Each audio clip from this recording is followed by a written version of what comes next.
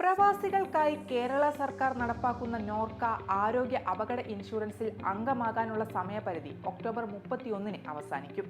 Insurance പദ്ധതി ആയതിനാൽ registration സമയപരിധി കഴിഞ്ഞാൽ പിന്നീട് 1 വർഷം കഴിഞ്ഞാലേ പുതിയ രജിസ്ട്രേഷൻ സ്വീകരിക്കുകയുള്ളൂ.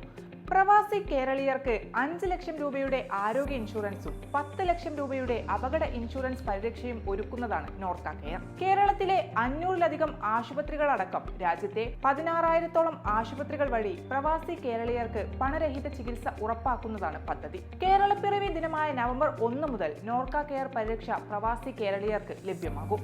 നോർക്ക പ്രവാസി തിരിച്ചറിയൽ card, student ID, NRK ID കാർഡുള്ള പ്രവാസികൾക്ക് നോർക്ക കെയറിൽ അംഗമാകാം.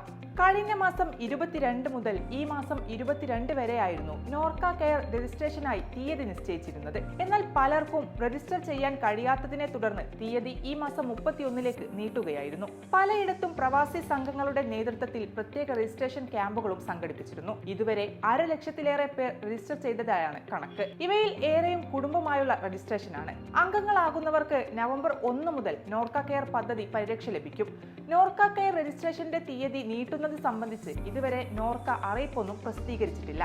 നോർക്ക റൂട്ട്സിന്റെ ഔദ്യോഗിക വെബ്സൈറ്റ് സന്ദർശിച്ചോ നോർക്ക കെയർ മൊബൈൽ ആപ്പ് മുഖേനയോ രജിസ്റ്റർ ചെയ്യാം. കേരളത്തിൽ 3000-ഓളം അക്ഷയ കേന്ദ്രങ്ങൾ മുഖേനയും നോർക്ക കെയർ എൻറോൾമെന്റ് സേവനം ലഭിക്കും.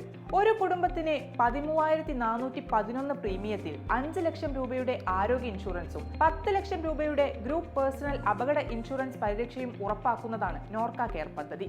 വ്യക്തിഗത ഇൻഷുറൻസിന് 8,101 രൂപയുമാണ്. പദ്ധതിയിൽ ചേരാൻ ആഗ്രഹിക്കുന്നവരിൽ സഹായം ആവശ്യമുള്ളവർക്കായി തിരുവനന്തപുരത്ത് നോർക്ക ആസ്ഥാനത്ത് സഹായ കേന്ദ്രം പ്രവർത്തിക്കുന്നുണ്ട്.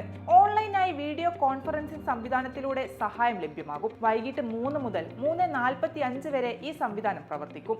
നോർക്ക റൂട്ട്സ് വെബ്സൈറ്റ് വഴി വീഡിയോ കോൾ മുഖേനയാണ് പ്രവേശിക്കേണ്ടത്.